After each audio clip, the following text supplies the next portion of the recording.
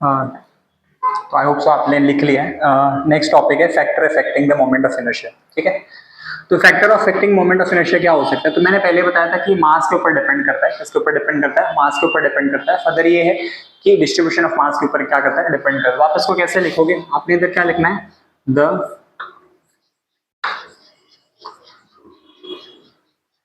Moment of the inertia, ठीक है, moment of inertia depends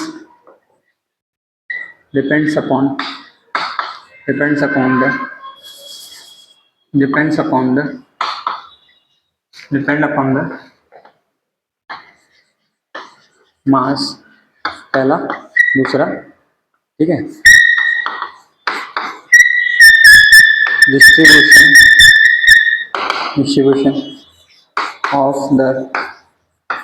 distribution of the mass। ठीक है, आप इधर ए भी लिखोगे, जैसे फर्स्ट पॉइंट है। सेकंड पॉइंट में आप इधर क्या लिखोगे? It is the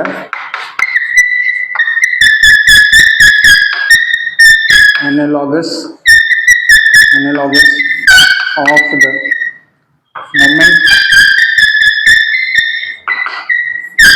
of the inertia. ठीक है, मोमेंट ऑफ इनर्शिया। तो it is the analog of the moment of inertia in the rotational motion. ठीक है, इन द रोटेशन मोशन। उसके बाद फर्दर ये है कि आप इधर क्या बोलोगे? हम अगर जैसे मान लो बहुत सारी चीज़ों का निकालना रहता है, तो उस केस में थर्ड पॉइंट आप इधर ऐसे ऐड कर दो कि आई जो होगा वो बड़ा ही होगा। तो बेसिकली कितना होगा ना, कि जैसे अगर मैं बोलता हूँ कि बहुत सारे मासेस के ऊपर डिपेंड होता है, तो ये होगा m(1) r(1) का स्क्वायर प्लस m(2) r(2) का स्क्वायर प्लस m(3) r(3) का स्क्वायर प्लस m(4) r(4) का स्क्वायर प्लस m(5) r(5) का square plus dot dot dot dot इधर कितना होगा? n स्क्वायर r(n) का स्क्वायर। ठीक है, तो ये कुछ छोटी छोटी बातें हैं जो आपको क्या करनी है? अंडरस्टैंड करनी है। क्या करनी है? अंडरस्टैंड करनी है। इसको नोट कर लो, इसको क्या कर लो? नोट कर लो। नेक्स्ट हाफ में हम लोग ने इधर क्या करना है? किसका रिलेशन निकालना है? काइनेटिक एनर्जी का। किसका रिलेशन निकालना है? काइनेटिक एनर्जी का इधर रिलेशन निकालना है। जी,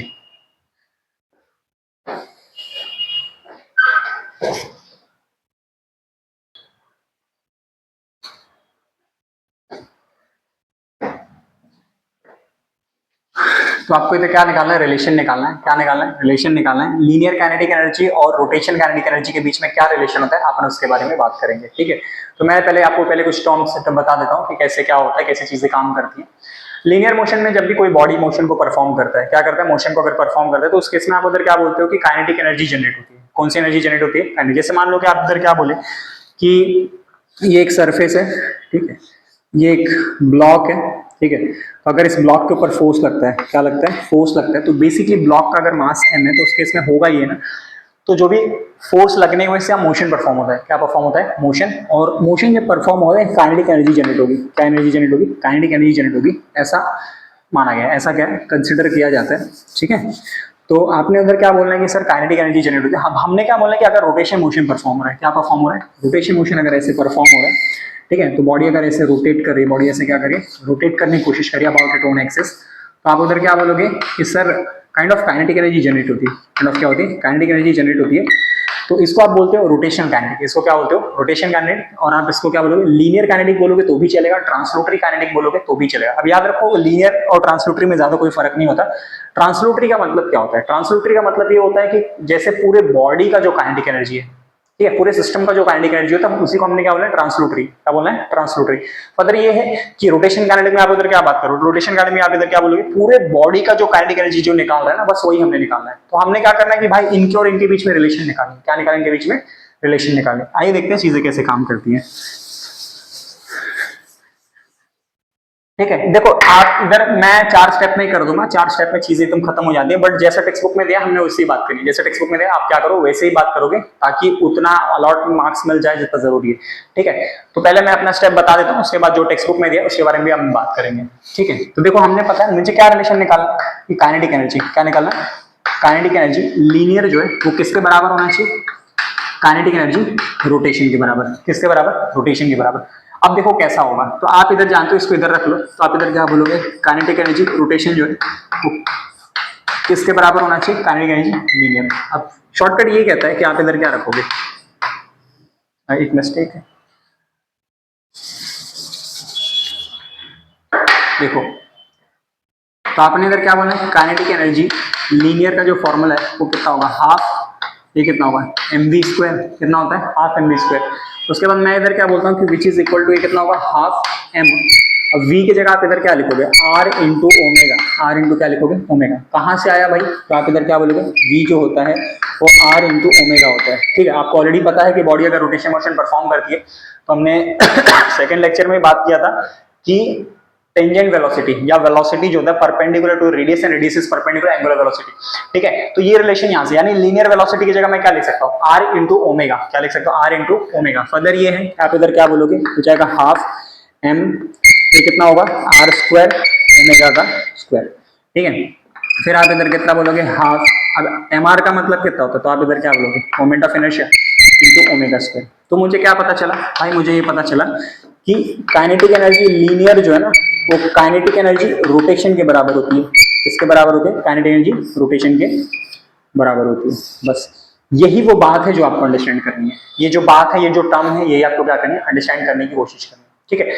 अब टेक्स्ट बुक में कैसे दिया, आइए उसकी बात करते हैं। तो टेक्स्ट बुक में हमारे ऐसे दिया कि जैसे मान लो कि ये एक एंगुलर वेलोसिटी ओमेगा है, ठीक है, ये आपका बॉडी है, आपका क्या बॉडी है, ठीक है। उसके बाद आप इधर क्या बोलोगे, अगर डिस्ट्रीब्यूशन ऑफ मास की बात करनी है, तो मैंने क्या बोला, सेंटर है, यहाँ से लेके ये कितना होगा m ऑफ 1, ये कितना होगा r ऑफ 1, ये कितना होगा m ऑफ 2, ये कितना होगा r ऑफ 2, ये कितना होगा m ऑफ 3, ये कितना होगा r ऑफ 3, ये कितना होगा m ऑफ 4, ये कितना होगा r ऑफ 4, ये कितना होगा m ऑफ 5, ये कितना होगा r ऑफ 5, वैसे ही ये कितना होगा m of n r of n, ठीक है। तो ऐसे ही चीजें डिस्ट्रीब्यूट है। अगर मैं इधर क्या बोल रहा हूँ, क्या क्या कॉन्स्टेंट है, तो आप इधर क्या बोलोगे, एंगुलर, क्या बोलोगे, angular velocity omega, angular velocity omega, ठीक है।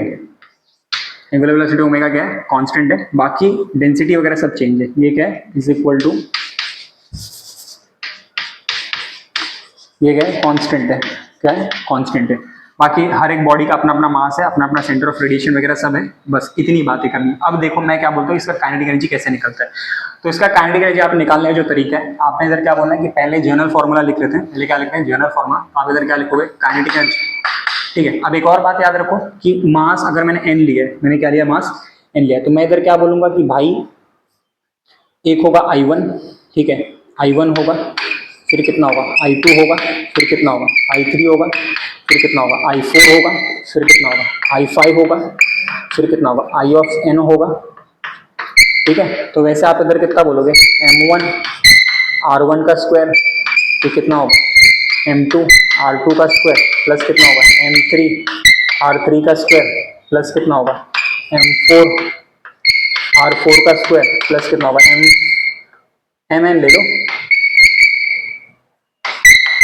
ठीक है। आप समझ गए हो, कंसेप्ट समझ लो। फर्दर ये है कि आपने उधर क्या बात करना है कि सर ऐसा जो टर्म्स अगर इधर खड़ा हो रहा है, ठीक है, टर्म्स अगर इधर क्या हो रहा है, खड़ा हो रहा है, अब मुझे क्या करना है, इन सब बॉडी की काइनेटिक एनर्जी निकालनी, इन सब बॉडी क्या निकालनी, काइनेटिक एनर्जी, यानी पहले मास के लिए, दूसरे मास के लिए, तीसरे मास के लिए, चौथे, पांचवे और n मास के लिए आपको इधर क्या निकालना है, काइनेटिक एनर्जी, क्या निकालना है, काइनेटिक एनर्जी। तो अब देखो मुझे इतनी बात पता है, मुझे पहले से बात पता है, आप सबको पता है कि जनरल फॉर्मूला काइनेटिक एनर्जी क्या होता है। तो भाई जनरल फॉर्मूला काइनेटिक एनर्जी तो होता है हाफ mv स्क्वायर, कितना होता है, हाफ mv स्क्वायर, बराबर है। उसके बाद आप इधर क्या बोलोगे कि सर काइनेटिक एनर्जी जो है ना, वो बहुत सारे भागों में बढ़ जाएगा, क्या होगा, बहुत सारे भागों में, डिपेंड अपॉन दी बॉडी। तो ये कितना होगा, फर्स्ट प्लस कितना होगा काइनेटिक एनर्जी, सेकंड होगा प्लस कितना होगा काइनेटिक एनर्जी, थर्ड होगा, फिर कितना होगा काइनेटिक एनर्जी, फोर्थ होगा, फिर कितना होगा काइनेटिक एनर्जी,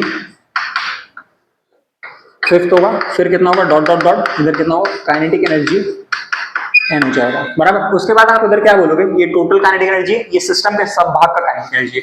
उसके बाद आप इधर क्या बोलोगे, काइनेटिक एनर्जी जो है, काइनेटिक एनर्जी जो है वो बेसिकली कैसा हो जाएगा। तो आपने इधर क्या बात करना है कि देखो मुझे ये बात पता है कि जनरल फॉर्मूला ये होता है, तो इधर कितना होगा हाफ, इधर कितना होगा m1, देख लो m1, और इधर कितना होगा, तो इधर कितना v ऑफ 1, कितना होगा v1 का स्क्वायर, बराबर है।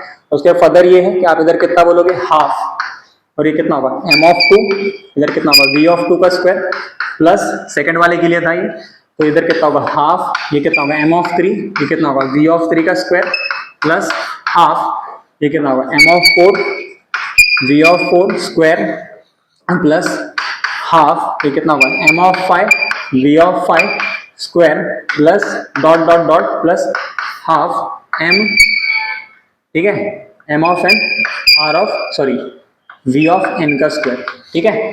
इसके बाद आपने इधर क्या चीजें थोड़ी थोड़ी छोटी होती चली जाएंगी, तो इधर आप क्या लिखोगे kinetic energy which is equal to, अब देखो आपने इधर क्या बोलना है हाफ m1, इधर मैं कितना लिखूंगा r1 ओमेगा, r1 क्या लिखूंगा ओमेगा। याद रखो सारी जो रेडियस है, जो भी रेडियस आपने इधर देख रखी है वो सारे रेडियस ओमेगा से जुड़े हुए हैं, एक्सिस से जुड़े हुए हैं। किससे जुड़े हुए हैं? एक्सिस से। इस वजह से इधर मैंने पहले लिख दिया एंगुलर वेलोसिटी ओमेगा जो है कांस्टेंट है, क्या है कांस्टेंट है। तो उस केस में आप इधर क्या लिखोगे इसको स्क्वायर प्लस इधर कितना होगा तो हाफ, और ये कितना होगा m2, ये कितना होगा r2 ओमेगा इसका स्क्वायर प्लस हाफ m3, ये कितना होगा r3 ओमेगा इसका स्क्वायर प्लस इधर कितना होगा हाफ, इधर कितना होगा m4, इधर कितना होगा r4 ओमेगा इसका square plus half m5 r5 omega इसका स्क्वायर प्लस इधर कितना होगा डॉट डॉट डॉट, इधर कितना होगा हाफ mn, और इधर कितना होगा rn का स्क्वायर, ठीक है। अब आपने इधर क्या बात करना है काइनेटिक एनर्जी जो है वो बेसिकली कितना हो जाएगा हाफ, ठीक है। अब देखो क्या कॉमन आ रहा है सब जगह, तो सब जगह पहले कॉमन करने से पहले से स्क्वायर कर दो, क्या कर दो स्क्वायर कर दो। एक काम करो पहले आप इसको इतना कॉपी कर दो, ठीक है, आप इसको इतना कॉपी कर लो, इधर जगह नहीं है, मैं इसको वाइप आउट कर देता हूँ।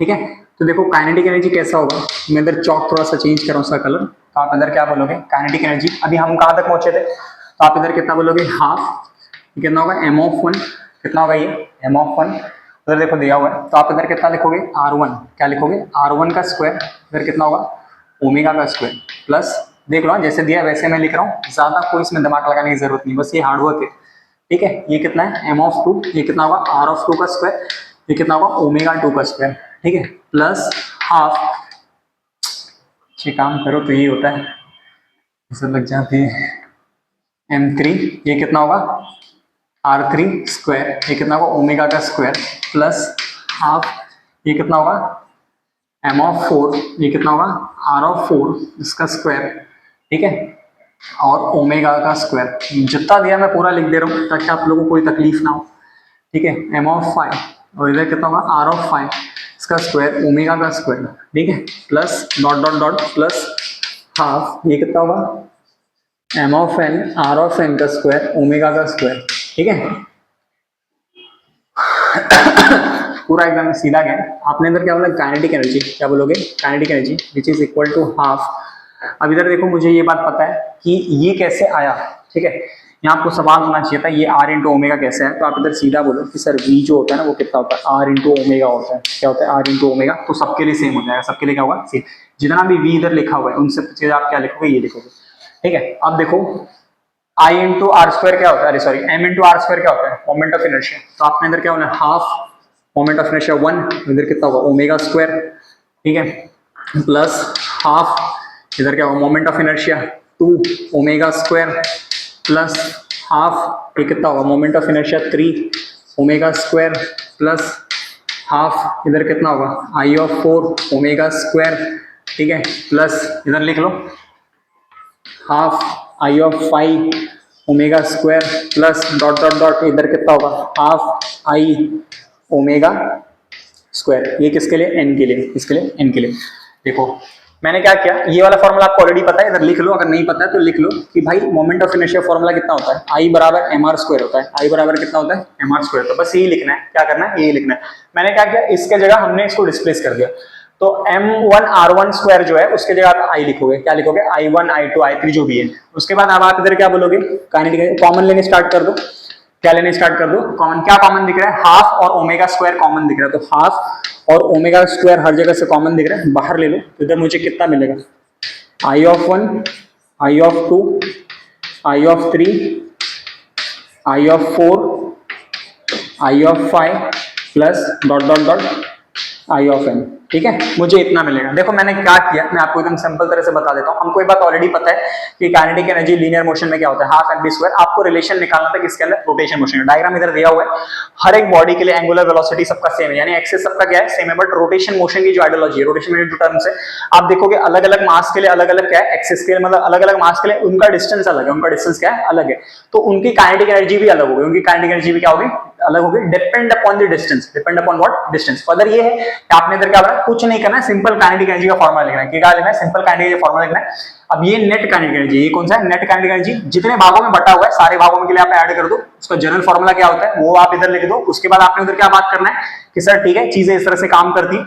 अब यहां मैंने क्या किया, इधर मुझे पता है कि वेलोसिटी जो होता है, लीनियर वेलोसिटी जो होता है वो, या टेंजेंट वेलोसिटी जो होता है रोटेशन में, वो क्या होता है, रेडियस और ओमेगा वो परपेंडिकुलर होता है। तो उस केस में आप इस तरह डायरेक्ट पुट कर दोगे, तो ये जो चीजें वो आपको इधर पुट करनी है। तो आप इधर पुट करने के बाद इधर आई होप सो आपकी वैल्यू इधर वेरीफाइड हो जाएंगी। जब यहाँ वैल्यू वेरीफाइड हो जाए तो आप इधर क्या बोलोगे कि सर सबको स्क्वायर कर देते हैं, सबको स्क्वायर करके मैं उधर लंबा तक लिखा हूं। उसके बाद फर्दर ये है कि आपने इधर क्या देखना, आई देखो I1 R1 स्क्वायर जो, अरे M1 square, sorry M1 R1 square जो है, या M2 R2 स्क्वायर जो है, वो मोमेंट ऑफ इनर्शिया को रिप्रेजेंट करता है।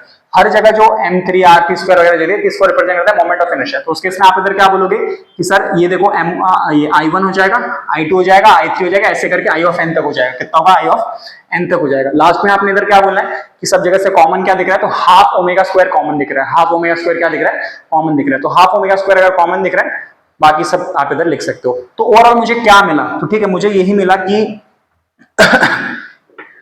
काइनेटिक एनर्जी लीनियर जो होता है ना, वो काइनेटिक एनर्जी रोटेशन के बराबर होता है। ठीक है, मतलब हाफ एम वी स्क्वायर जो होता है वो हाफ इधर कितना होगा, तो आप इधर क्या बोलोगे कि सर हाफ ओमेगा या आई ओमेगा स्क्वायर के बराबर होता है। ये रिलेशन आपको निकालनी है। ठीक है, ये रिलेशन आपको क्या करनी है, निकालनी है। ठीक है, तो आई होप सो डेरिवेशन थोड़ा सा लेंदी है बट सिंपल है। डेरिवेशन क्या है, बहुत ही सिंपल है। आप इजी तरह से इसको नोट करके अंडरस्टैंड कर लो। जो भी डाउट है प्लीज कमेंट में लीव कर सकते हैं। ठीक है, it's humble request to all the student, please इसको कॉपी कर लें।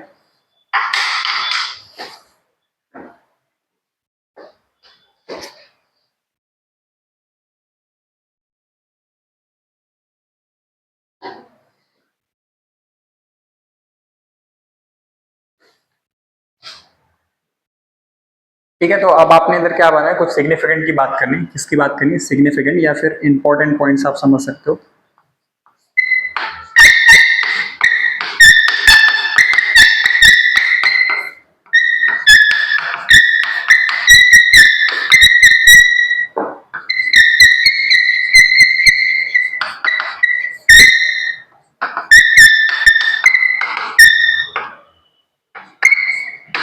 Moment of inertia I. ठीक है, तो आपको इधर क्या करना है, कुछ इंपॉर्टेंट बात के बारे में अंडरस्टैंड करना है। ठीक है, उसके बाद हम लोग इधर क्या स्टडी करेंगे, कुछ और चीज़ है जिसके बारे में मैं इधर लिखवाऊंगा। पहला जो पॉइंट है, आपने इधर क्या बोलना है कि सर मोमेंट ऑफ इनर्शिया जो होता है, ठीक है, तो आप इधर कैसे लिखोगे,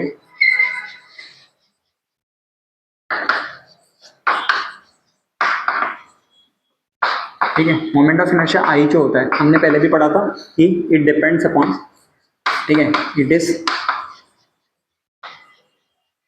depends upon the, it is depend upon what, तो it is depend upon the mass। ठीक है, मास के ऊपर डिपेंड करता है, पहला पॉइंट। दूसरा point,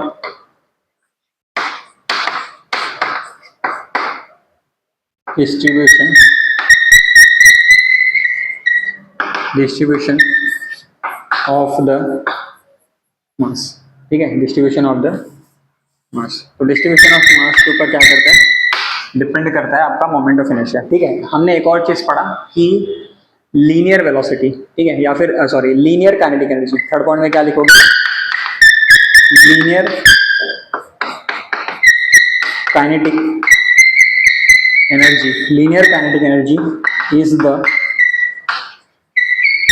analogous analogous of what, तो आपने इधर क्या बोला है, रोटेशन काइनेटिक, ठीक है।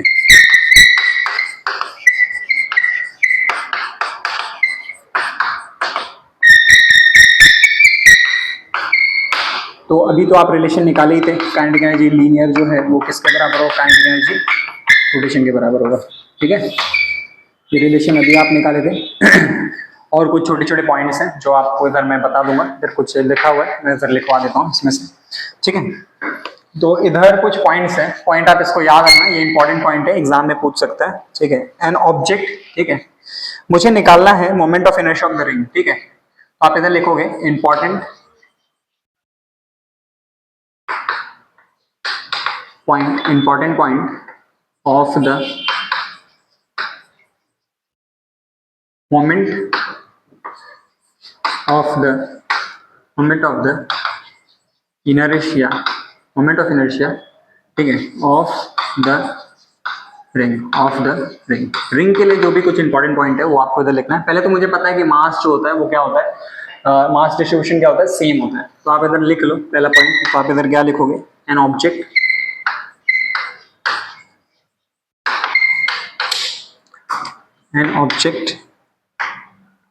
is called as the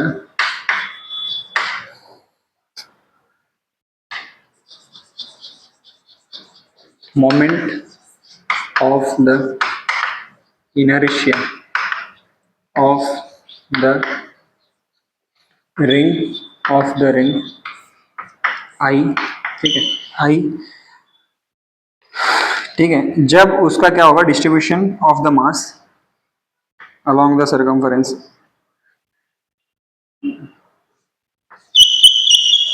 when the distribution of the mass is along the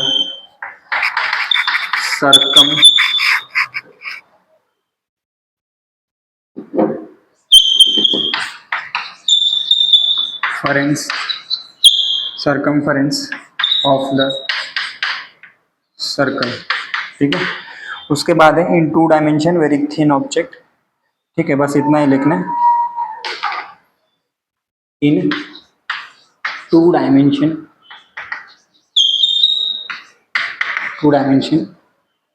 with very thin, क्या लिखा है इधर, वेरी थिन ऑब्जेक्ट, ठीक है। बस इतना आप क्या कर लो, नोट कर लो, मैं इसको एक्सप्लेन कर देता हूँ। इंपॉर्टेंट पॉइंट टू रिमेंबर में आपने इधर क्या बात करना है, ये हमने पहले ही बात किया था, मास के ऊपर डिपेंड करता है, डिस्ट्रीब्यूशन ऑफ मास के ऊपर डिपेंड करता है, और लीनियर काइनेटिक एनर्जी जो है रोटेशन काइनेटिक एनर्जी का क्या होता है, एनालॉग होता है, यानी दोनों के बीच में काइंड ऑफ रिलेशन होता है। कैसे रिलेशन होता है, वो रिलेशन अब आप इसके पिछले वाले स्लाइड में चेक कर चुके हो। और एक और है important point remember for the ring के लिए, रिंग के जो रिंग का मोमेंट ऑफ इनर्शिया होता है उसके कुछ इंपॉर्टेंट पॉइंट आपको रिमेंबर करने, टेक्स्ट बुक के अंदर दिया हुआ है। आपने इधर क्या बात करना है, ऑब्जेक्ट जो है, जो भी अगर ऑब्जेक्ट है जिसको आप इधर रिंग कंसिडर कर रहे हो, तो उसका जो मोमेंट ऑफ इनर्शिया तभी कंसिडर होगा जब उसका मास डिस्ट्रीब्यूशन, जैसे अगर मैं क्या बोलता हूँ कि अगर ये रिंग है, ये क्या है तेरा रिंग है, ठीक है, इसका सेंटर है, ये ओमेगा से रोटेट कर रहा है। देखो एक बात याद रखो कि ये इसका रेडियस अगर होता है तो आपने इधर सीधी सीधी बात करें, ये जो बाहर से डिस्ट्रीब्यूशन ऑफ मास जो बनी हुई है ना, ये जो डिस्ट्रीब्यूशन ऑफ मास आप इधर रख रहे हो डी ऑफ एम, ठीक है, मास का डिस्ट्रीब्यूशन हर एक पॉइंट पे क्या होना चाहिए, सेम होना चाहिए। डायग्राम देखकर ही पता चलता है it is symmetrical, it is what, symmetrical और यूनिफॉर्म, यानी हर जगह से अगर मैं एक्सिस बनाने की कोशिश करूं, ठीक है, चाहे कैसे भी बनाने की कोशिश करूं, आप इधर देखोगे मुझे सिमेट्री दिख रही है, मुझे क्या दिख रही है, सिमेट्री। तो मास का जो डिस्ट्रीब्यूशन होगा, यानी हर एक पॉइंट जो इधर बाहर बाहर जो मास इसका डिस्ट्रीब्यूटेड है वो क्या होना चाहिए, हर एक पॉइंट पे सेम होना चाहिए, क्या होना चाहिए, सेम होना चाहिए along the circumference of the circle. Further ये तो टू डायमेंशनल होना चाहिए भाई, सीधी बात है, टू डायमेंशन होना चाहिए, अगर टू डायमेंशन होगा तभी तो क्या है, it is a moment of inertia for the ring, ठीक है। तो ये कुछ छोटी छोटी बातें हैं जो आपको अंडरस्टैंड करें, इसको नोट कर लो इजीली, ठीक है।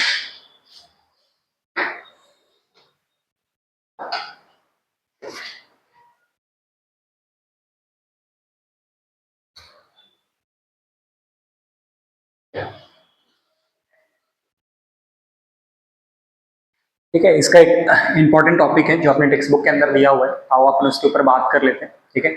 और इस लेक्चर को आई होप सो यहीं खत्म करने की कोशिश करेंगे इस टॉपिक के बाद, ठीक है।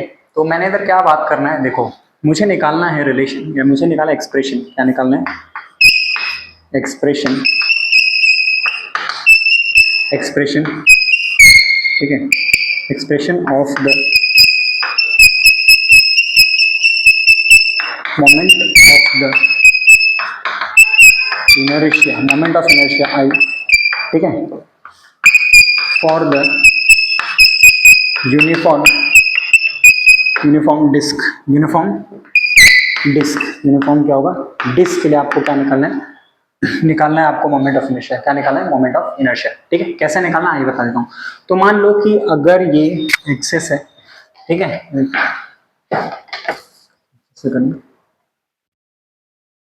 अच्छी तरह से आप इसको अंडरस्टैंड करने की कोशिश करो।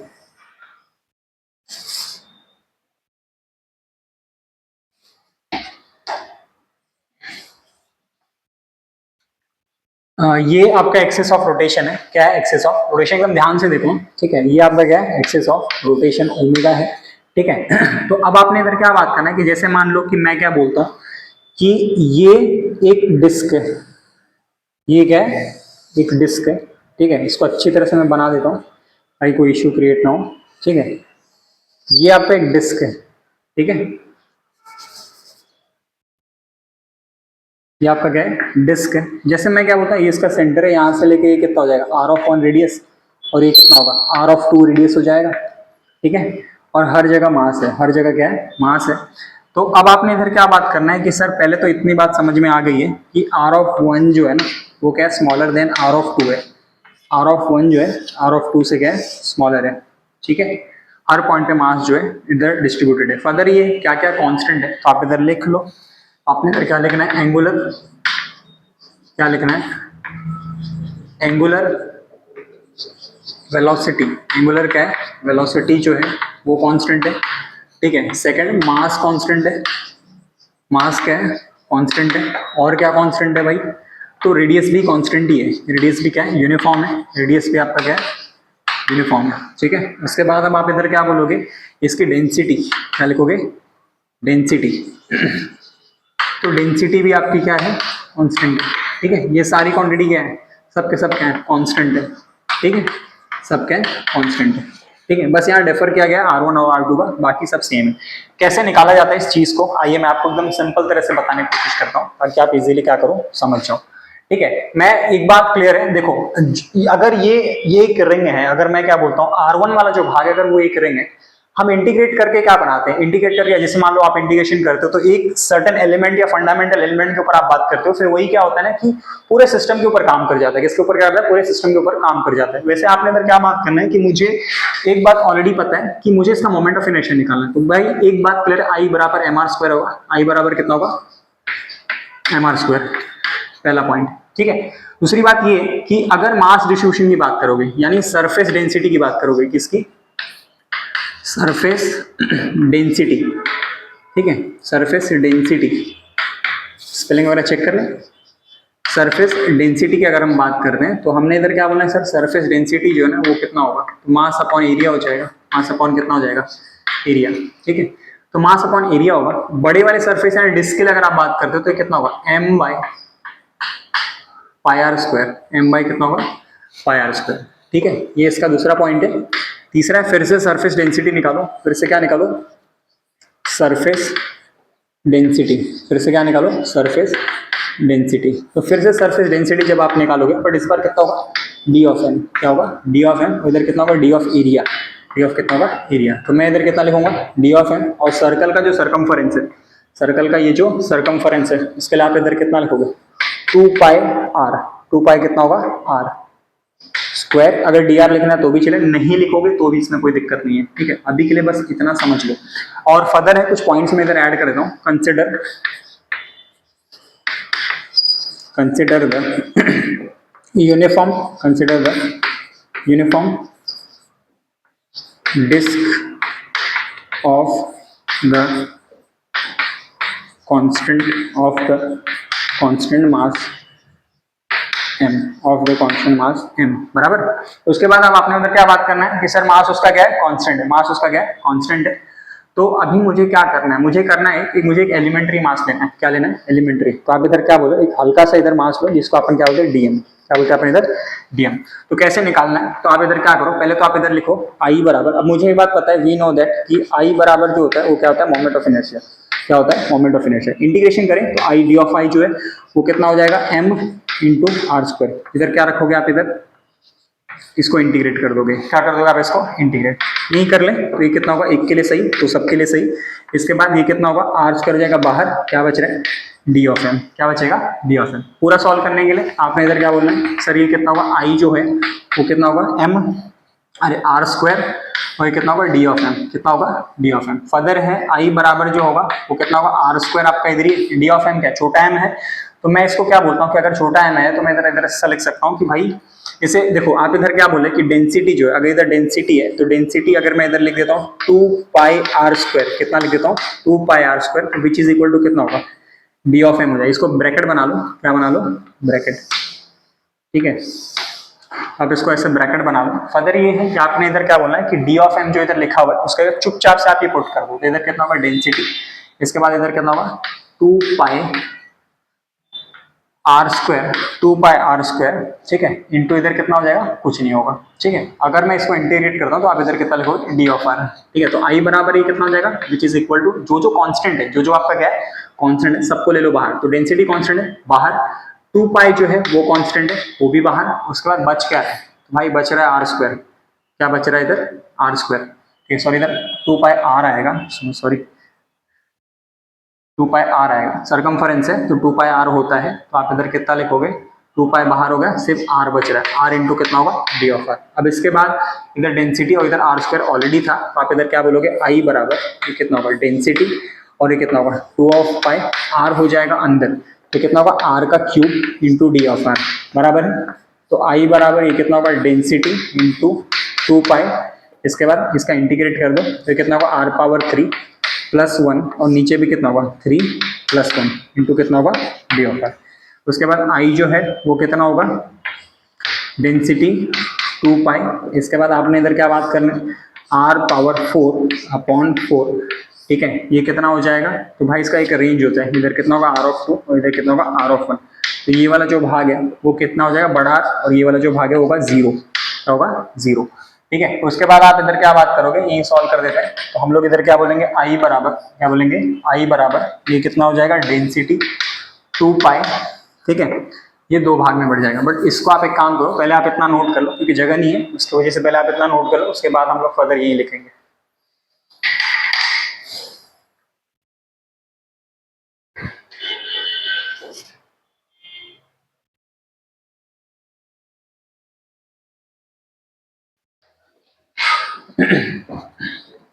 तो आई होप आप कॉपी कर चुके हो, मैं इसके आगे कंटिन्यू करता हूँ। देखो यहीं से लिख लो, आपने इधर क्या बोलना है कि आई जो होगा, आई जो होगा वो बेसिकली कितना हो जाएगा, तो आप इधर क्या लिखोगे, डेंसिटी इंटू 2 पाई, डेंसिटी इंटू कितना होगा, 2 पाई। अब देखो उधर 3 + 1 बाय 3 + 1 हो जाएगा, इधर कितना होगा, 3 + 1 जो कि 4 के बराबर होता है। तो आप इधर कितना बोलोगे, आर पावर 4 अपॉन इधर कितना होगा, 4, जिसका रेंज कितना दिया है, तो R2 की जो वैल्यू है, तो R2 की वैल्यू कितनी है भाई, R2 की वैल्यू R के बराबर है, और R1 की वैल्यू कितनी है, 0 के बराबर है। किसके बराबर है, 0 के बराबर है।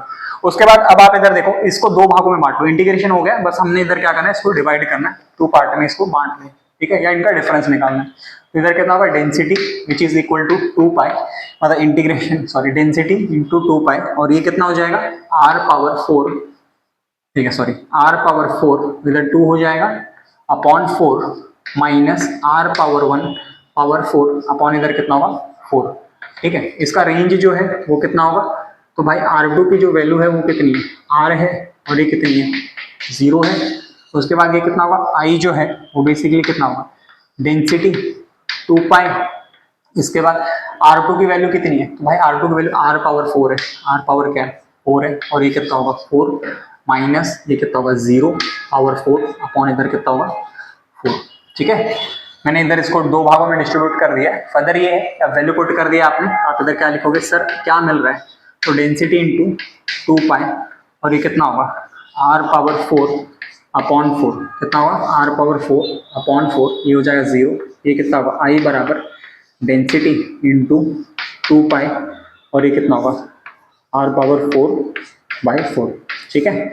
इसके बाद अब ये वाली जो डेंसिटी वाली इक्वेशन है वो आप यहाँ से पुट कर लो, तो आप इधर कितना लिखोगे, I इक्वल टू ये होगा m अपॉन, ये कितना होगा m/πr² इंटू इधर कितना होगा 2 पाई ऑलरेडी दिया हुआ है, और इधर कितना होगा r⁴/4। ठीक है। अब आप यही देखो, इसको कैंसिल कर दो, तो पाई से पाई मेरा क्या है कैंसिल, 2 से 4 कैंसिल हो जाएगा, और r से r कैंसिल हो जाएगा।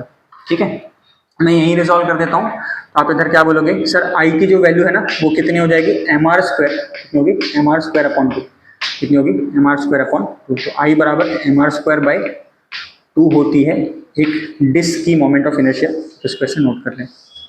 ठीक है, मैं आपको फिर से बता देता हूँ, टॉपिक बहुत सिंपल है। टॉपिक क्या है, बहुत ही सिंपल है। हमको मोमेंट ऑफ इनर्शिया निकालना है किसी भी यूनिफॉर्म डिस्क का। कैसे निकालना है, पहले तो आपको मोमेंट ऑफ इनर्शिया फॉर्मूला पता होना चाहिए। फर्दर ये है, आपको ये पता होना चाहिए कि सरफेस डेंसिटी जो होती है, सरफेस डिस्ट्रीब्यूशन का जो भी मास का डिस्ट्रीब्यूशन होता है वो क्या होता है, कैसे काम करता है, उसके बारे में आइडियोलॉजी करना है। तो आप इधर क्या बोलो, density equal to mass upon area होता है। तो हम लोग बड़े रिंग के लिए क्या रखेंगे, πr², क्या रखेंगे πr²। और छोटे के लिए, जो आप छोटे की बात कर रहे हो, इसकी अगर आप बात करते हो तो उस केस में आप उधर क्या बात करोगे कि सर इधर जो होगा ना उतना कितना हो, dm अपॉन छोटा एरिया। तो dm अपॉन सरकमफरेंस, सर्कल का सरकमफरेंस कितना, लेंथ कितना होता है, तो आप उधर कितना लिखोगे 2πr। कितना होगा 2πr। उसके बाद आप इसको चेंज कर दो, आप इसको क्या करो चेंज कर दो। बाकी हमने इधर पूरा का पूरा इंटीग्रेशन किया हुआ है। जब आप इसको चेंज करते हो तो आप इसको इंटीग्रेट करो, क्योंकि आपको ऑलरेडी पता है इंटीग्रेट जब मैं करूंगा तो r² हो जाएगा बाहर और dm बचेगा। dm को अगर इंटीग्रेट करो तो m मिलेगा, बट मुझे अगर i बराबर mr² ही निकालना होता तो मैं ऐसा करता ही क्यों। तो आपने क्या करना, ये वाला इक्वेशन है, फोर्थ वाला इक्वेशन यूज करोगे इधर। तो आप इधर क्या लिखोगे, dm की जगह हमने ये वैल्यू पुट करनी। ये वैल्यू जब आप इधर पुट कर लोगे, उसके बाद जो भी दिया है, जो भी कांस्टेंट है जिसको आप इंटीग्रेट नहीं कर सकते, उसको ले लो बाहर। r² पहले से बाहर है, इसको डालो अंदर। तो कितना होगा r⁴, 3 + 1 हो जाएगा 4। ये इसका इंटीग्रेशन का फॉर्मूला है। नहीं पता तो मैं इधर लिख देता हूं कि जब अगर x⁴n होता है तो इधर कितना हो जाएगा xn1, और इधर कितना होगा 1।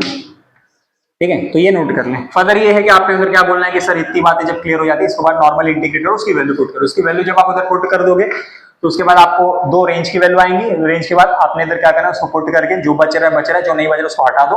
फर्दर ये है जो भी वैल्यू x y z है। अब देखो डेंसिटी की जो अपन ये वाला फॉर्मूला रखेंगे m/r², तो यहाँ जो भी कैंसिलेशन है, कैंसिलेशन होने के बाद i बराबर mr² मिलता है।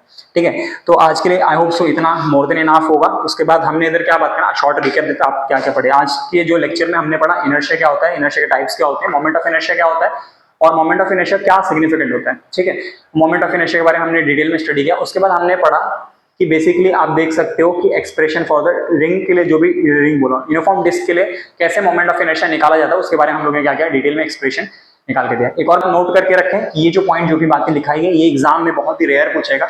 इसका इंपॉर्टेंट जो है JEE एडवांस वगैरह या एंट्रेंस के एग्जाम में पूछा जाता है। बस दिया है टॉपिक के अंदर, तो you have to understand that. ठीक है, तो आई होप सो आज का जो लेक्चर, आज का जो सेशन है, यहीं आकर समाप्त हो जाता है। बहुत बहुत धन्यवाद आप सभी लोगों का ये लेक्चर अटेंड करने के लिए। ठीक है।